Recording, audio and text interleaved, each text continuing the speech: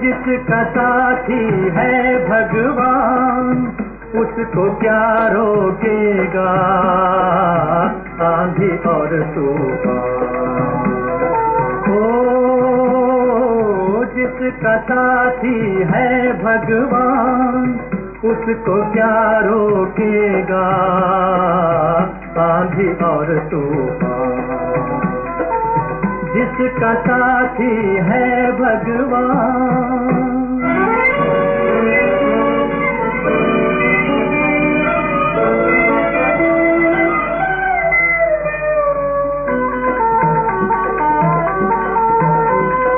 गगन चूर हो जाए जमीन चाहे सागर में धस जाए। गगन चूर हो जाए जमीन चाहे सागर में धस जाए। तूफानों की गोद में चाहे सारा जग खो जाए पाँव न रुकने पाए। ओ जिसका साथी है भगवान उसको क्या रोकेगा आंधी और तूफान। जिसका साथी है भगवान।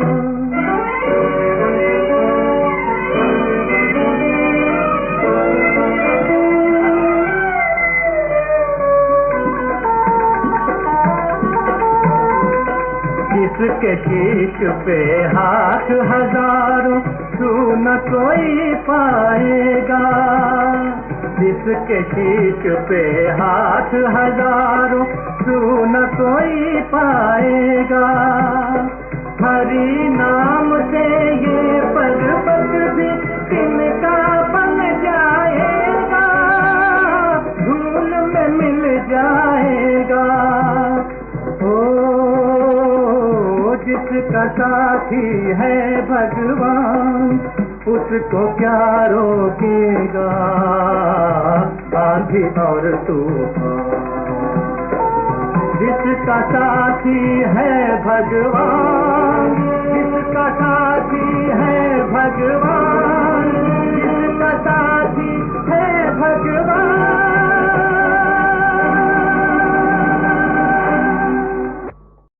ओम शांति 4/2/2026 प्रातः मुरली। ओम शांति। बाप दादा मधुबन। बाबा आज कह रहे हैं, मीठे बच्चे, संगम पर तुम्हें नई और निराली नॉलेज मिलती है। तुम जानते हो हम सब आत्माएं एक्टर्स है, एक का पार्ट ना मिले दूसरे से। मीठे बच्चे, संगम पर तुम्हें नई और निराली नॉलेज मिलती है। तुम जानते हो हम सब आत्माएं एक्टर्स है, एक का पार्ट न मिले दूसरे से।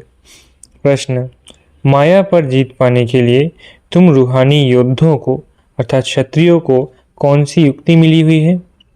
उत्तर, हे रूहानी क्षत्रिय, तुम सदा श्रीमत पर चलते रहो।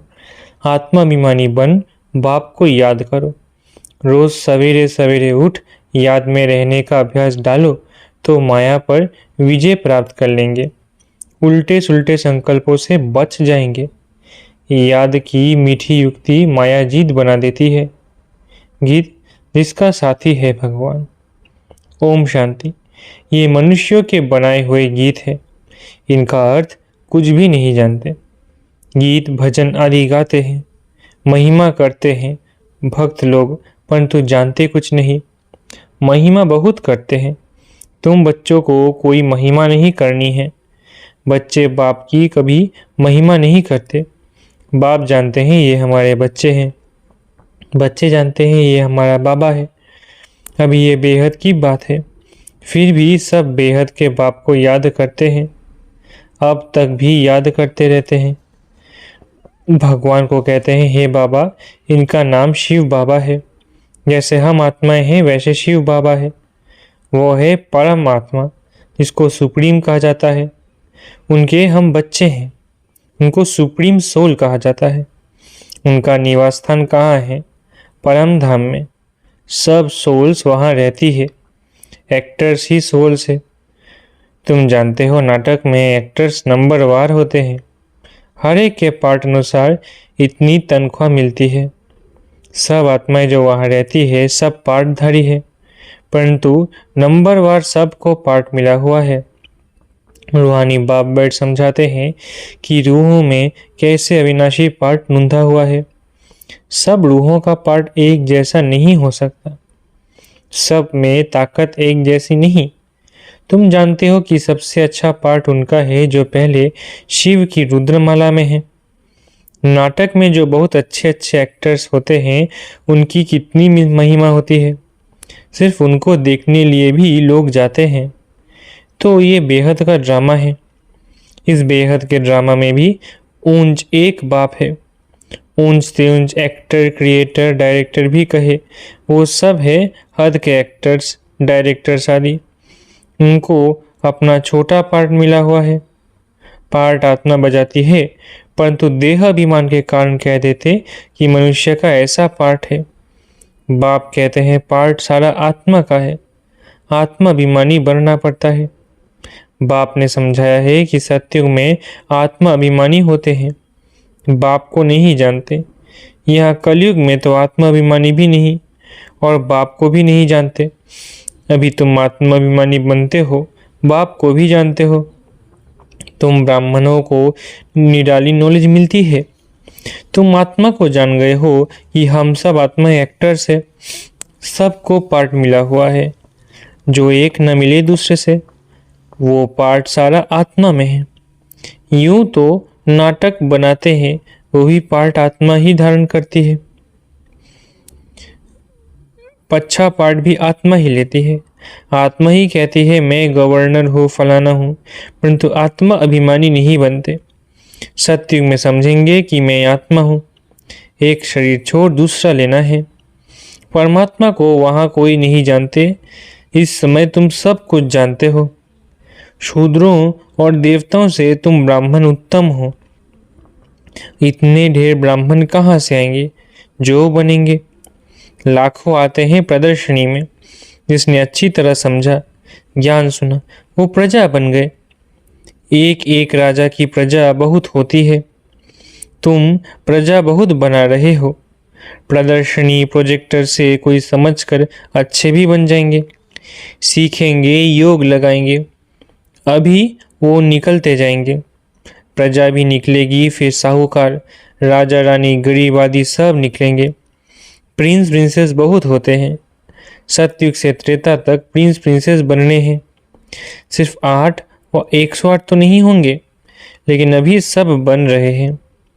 तुम सर्विस करते रहते हो, ये भी नथिंग न्यू। तुमने कोई फंक्शन किया, ये भी नई बात नहीं। अनेक बार किया है, फिर संगम पर यही धंधा करेंगे। और क्या करेंगे? बाप आएंगे पतितों को पावन बनाने। इसको कहा जाता है वर्ल्ड की हिस्ट्री ज्योग्राफी। नंबरवार तो हर बात में होता ही है। तुम्हारे में जो अच्छा भाषण करते हैं तो सब कहेंगे कि इसने बहुत अच्छा भाषण किया। दूसरे का सुनेंगे तो भी कहेंगे कि पहले वाले अच्छा समझाते थे। तीसरे फिर उनसे तीखे होंगे तो कहेंगे ये उनसे भी तीखे हैं। हर बात में पुरुषार्थ करना होता है कि हम उनसे ऊपर जाएं। होशियार जो होते हैं वो झट हाथ उठाएंगे भाषण करने लिए। तुम सब पुरुषार्थी हो। आगे चल मेल ट्रेन बन जाएंगे, जैसे मम्मा स्पेशल मेल ट्रेन थी। बाबा का तो पता नहीं पड़ेगा क्योंकि दोनों इकट्ठे हैं। तुम समझ नहीं सकेंगे कि कौन कहते हैं। तुम सदैव समझो कि शिव बाबा समझाते हैं। बाप और दादा दोनों जानते हैं, परंतु वो अंतर्यामी हैं। बाहर से कहते हैं ये तो बहुत होशियार है। बाप भी महिमा सुन खुश होते हैं। लौकिक बाप का भी कोई बच्चा अच्छी तरह पढ़कर ऊंच पद पाता है तो बाप समझते हैं कि ये बच्चा अच्छा नाम निकालेगा। ये भी समझते हैं कि फलाना बच्चा इस रूहानी सर्विस में होशियार है। मुख्य तो भाषण है। किसको बाप का संदेश देना समझाना। बाबा ने मिसाल भी बताया था कि किसको 5 बच्चे थे, तो कोई ने पूछा कि तुमको कितने बच्चे हैं, तो बोला कि 2 बच्चे। कहा कि तुमको तो 5 बच्चे हैं। कहा सपूत 2 है। यहाँ भी ऐसे हैं, बच्चे तो बहुत हैं। बाप कहेंगे कि ये निर्मला, डॉक्टर निर्मला बच्ची बहुत अच्छी है, बहुत प्रेम से लौकिक बाप को समझाए सेंटर खुलवा दिया है। ये भारत की सर्विस है। तुम भारत को स्वर्ग बनाते हो, इस भारत को नरक रावण ने बनाया। एक सीता कैद में नहीं थी, लेकिन तुम सीताएं रावण की कैद में थी। बाकी शास्त्रों में सब दंत कथाएं हैं, ये भक्ति मार्ग भी ड्रामा में है। तुम जानते हो सतयुग से लेकर जो पास हुआ वो रिपीट होगा। आप ही पूज्य, आप ही पुजारी बनते हैं। बाप कहते हैं मुझे आकर पुजारी से पूज्य बनाना है। पहले गोल्डन एजिड फिर आयरन एजिड बनना है। सतयुग में सूर्यवंशी लक्ष्मी नारायण का राज्य था, राम राज्य तो चंद्रवंशी था। इस समय तुम सब रूहानी क्षत्रिय योद्धे हो। लड़ाई के मैदान में आने वाले को क्षत्रिय कहा जाता है। तुम हो रूहानी क्षत्रिय, बाकी वो है जिस्मानी क्षत्रिय, उनको कहा जाता है बाहुबल से लड़ना झगड़ना। शुरू में मल्ल युद्ध होती थी, बाहों आदि से आपस में लड़ते थे, फिर विजय को पाते थे। अभी तो देखो बॉम्बजादी बने हुए हैं। तुम भी क्षत्रिय हो, वो भी क्षत्रिय है। तुम माया पर जीत पाते हो, श्रीमत पर चल। तुम हो रूहानी क्षत्रिय। रूहें ही सब कुछ कर रही है इन शरीर की कर्मेंद्रियों द्वारा।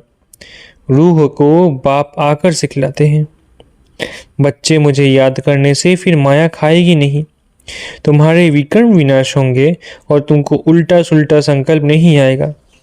बाप को याद करने से खुशी भी रहेगी, इसलिए बाप समझाते हैं कि सवेरे उठकर अभ्यास करो। बाबा आप कितने मीठे हो। आत्मा कहती है बाबा। बाप ने पहचान दी है मैं तुम्हारा बाप हूँ।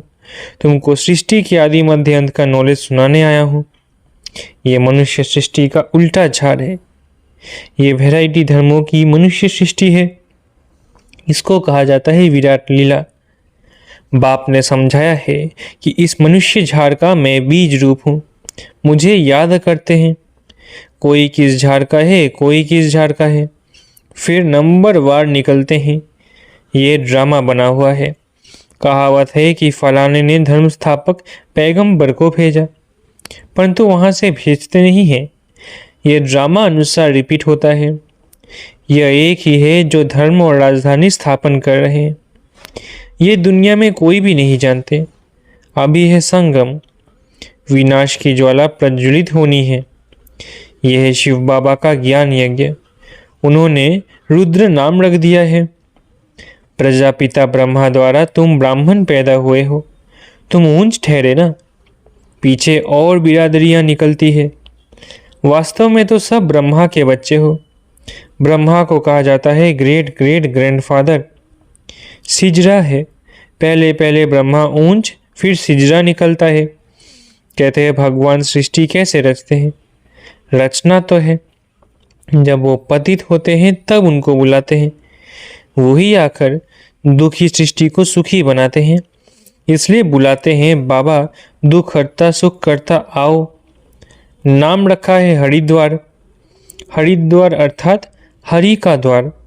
वहाँ गंगा बहती है। समझते हैं हम गंगा में स्नान करने से हरि के द्वार चले जाएंगे, परंतु हरि का द्वार है कहाँ। वो फिर श्री कृष्ण को कह देते हैं। हरि का द्वार तो शिव बाबा है, दुख हरता सुख करता। पहले तुमको जाना है अपने घर। तुम बच्चों को अपने बाप का और घर का अभी मालूम पड़ा है। बाप की गद्दी थोड़ी ऊंची है, फूल है ऊपर, फिर युगल दाना उससे नीचे, फिर है वैजंती माला सो विष्णु की माला। विष्णु के गले का हार वही फिर विष्णुपुरी में राज्य करते हैं। ब्राह्मणों की माला नहीं है क्योंकि घड़ी घड़ी टूट पड़ते हैं। बाप समझाते हैं कि नंबरवार तो है ना, आज ठीक है कल तूफान आ जाते हैं, गृहचारी आने से ठंडे हो जाते हैं। बाप कहते हैं कि मेरा बनंती आश्चर्यवत सुनंती कथंती, ध्यान में जावंती माला में पिरोवंती, फिर एकदम भागंती चंडाल बनंती। फिर माला कैसे बने? तो बाप समझाते हैं कि ब्राह्मणों की माला नहीं बनती। भक्त माला में मुख्य फीमेल्स में मीरा और मेल्स में नारद। संगम पर बाप ही आकर सबको मुक्ति जीवन मुक्ति देते हैं। बच्चे समझते हैं कि हम ही स्वर्ग के मालिक थे, अभी नरक में हैं। बाप कहते हैं कि नरक को लात मारो, स्वर्ग की बादशाही लो जो तुम्हारी रावण ने छीन ली है। ये तो बाप ही आकर बताते हैं। वो इन सब शास्त्रों तीर्थों आदि को जानते हैं। बीज रूप है ना, बीज रूप है ना, ज्ञान का सागर, शांति का सागर, ये आत्मा कहती है। बाप समझाते हैं कि ये लक्ष्मी नारायण सतयुग के मालिक थे। उनके आगे क्या था? जरूर कलयुग का अंत होगा, तो संगम युग हुआ होगा। फिर अब स्वर्ग बनता है। बाप को स्वर्ग का रचयिता कहा जाता है, स्वर्ग स्थापन करने वाला। ये लक्ष्मी नारायण स्वर्ग के मालिक थे। इनको को वर्षा कहाँ से मिला? स्वर्ग के रचता बाप से। बाप का ही ये वर्षा है।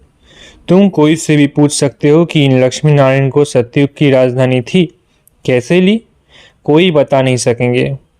ये दादा भी कहता है कि मैं नहीं जानता, पूजा करता था परंतु जानता नहीं था। अब बाप ने समझाया है ये संगम पर राजयोग सीखते हैं। गीता में ही राजयोग का वर्णन है। सिवाय गीता के और कोई भी शास्त्र में राजयोग की बात नहीं। बाप कहते हैं कि मैं तुमको राजाओं का राजा बनाता हूँ। भगवान ने ही आकर नर से नारायण बनने की नॉलेज दी है। भारत का मुख्य शास्त्र है गीता। गीता कब रची गई ये जानते नहीं। बाप कहते हैं कल्प कल्प संगम पर आता हूँ। जिनको राज्य दिया था वो राज्य गंवाकर फिर तमो प्रधान दुखी बन पड़े हैं। रावण का राज्य है, सारे भारत की ही कहानी है। भारत है ऑलराउंड, और तो सब बाद में आते हैं। बाप कहते हैं कि तुमको 84 जन्मों का राज बताता हूँ। 5000 वर्ष पहले तुम देवी देवता थे। तुम अपने जन्मों को नहीं जानते हो। हे भारतवासियों, बाप आते हैं अंत में। आदि में आए तो आदि अंत का नॉलेज कैसे सुनाए? सृष्टि की वृद्धि ही नहीं हुई तो समझाए कैसे? वहाँ तो नॉलेज की दरकार ही नहीं। बाप अभी संगम पर ही नॉलेज देते हैं। नॉलेजफुल है ना, जरूर नॉलेज सुनाने अंत में आना पड़े। आदि में तुमको क्या सुनाएंगे? ये समझने की बातें हैं। भगवानुवाच कि मैं तुमको राजयोग सिखाता हूँ। ये यूनिवर्सिटी है पांडव गवर्नमेंट। अभी है संगम। यादव, कौरव और पांडव उन्होंने बैठ सेनाएं दिखाई है। बाप समझाते हैं यादव कौरव विनाशकाली विपरीत बुद्धि, एक दो को गाली देते रहते हैं। बाप से प्रीत नहीं है। वो कह देते हैं कि कुत्ते बिल्ली सब में परमात्मा है। बाकी पांडवों की प्रीत बुद्धि थी। पांडवों का साथी स्वयं परमात्मा था। पांडव माना रूहानी पंडे, वो है जिस्मानी पंडे। तुम हो रूहानी पंडे। अच्छा, मीठे मीठे सीखलत है बच्चों प्रति माता पिता बाप दादा का याद प्यार गुड मॉर्निंग। रूहानी बाप की रूहानी बच्चों को नमस्ते। हम रूहानी बच्चों की रूहानी माता पिता बाप दादा को याद प्यार गुड मॉर्निंग और नमस्ते। धारणा के लिए मुख्य सार। पहला, आत्माभिमानी बन इस बेहद नाटक में हीरो पार्ट बजाना है। हर एक एक्टर का पार्ट अपना अपना है, इसलिए किसी के पार्ट से रीस नहीं करनी है। दूसरा, सवेरे सवेरे उठकर अपने आप से बातें करनी है, अभ्यास करना है। मैं इन शरीर की कर्मेंद्रियों से अलग हूँ। बाबा आप कितने मीठे हो। आप हमें सृष्टि का आदि मध्य का ज्ञान देते हो। वरदान, बाप के संस्कारों को अपना निजी संस्कार बनाने वाले व्यर्थ व पुराने संस्कारों से मुक्त भव। बाप के संस्कारों को अपना निजी संस्कार बनाने वाले व्यर्थ व पुराने संस्कारों से मुक्त भव। कोई भी व्यर्थ संकल्प व पुराने संस्कार देह अभिमान के संबंध से है। आत्मिक स्वरूप के संस्कार बाप समान होंगे। जैसे बाप सदा विश्व कल्याणकारी, परोपकारी, रहमदिल वरदाता है, ऐसे स्वयं के संस्कार नेचुरल बन जाए। संस्कार बनना अर्थात संकल्प, बोल और कर्म स्वतः उसी प्रमाण चलना। जीवन में संस्कार एक चाबी है जिससे स्वतः चलते रहते हैं, फिर मेहनत करने की जरूरत नहीं रहती। स्लोगन: आत्मिक स्थिति में स्थित रहे अपने रथ द्वारा कार्य कराने वाले ही सच्चे पुरुषार्थी है। स्लोगन: आत्मिक स्थिति में स्थित रहे अपने रथ द्वारा कार्य कराने वाले ही सच्चे पुरुषार्थी है। यह अव्यक्त इशारे एकता और विश्वास की विशेषता द्वारा सफलता संपन्न बनो। जैसे बाप ने आप सबको कोने कोने से ढूंढकर निकाल लिया, अनेक वृक्षों की डालियां अब एक ही चंदन का वृक्ष हो गया। लोग कहते हैं 2-4 माताएं भी एक साथ इकट्ठी नहीं रह सकती, और आप माताएं सारे विश्व में एकता स्थापन करने के निमित्त हो। यही आपकी आपसी एकता बाप की प्रत्यक्षता करेगी। अच्छा, ओम शांति। शुक्रिया बाबा।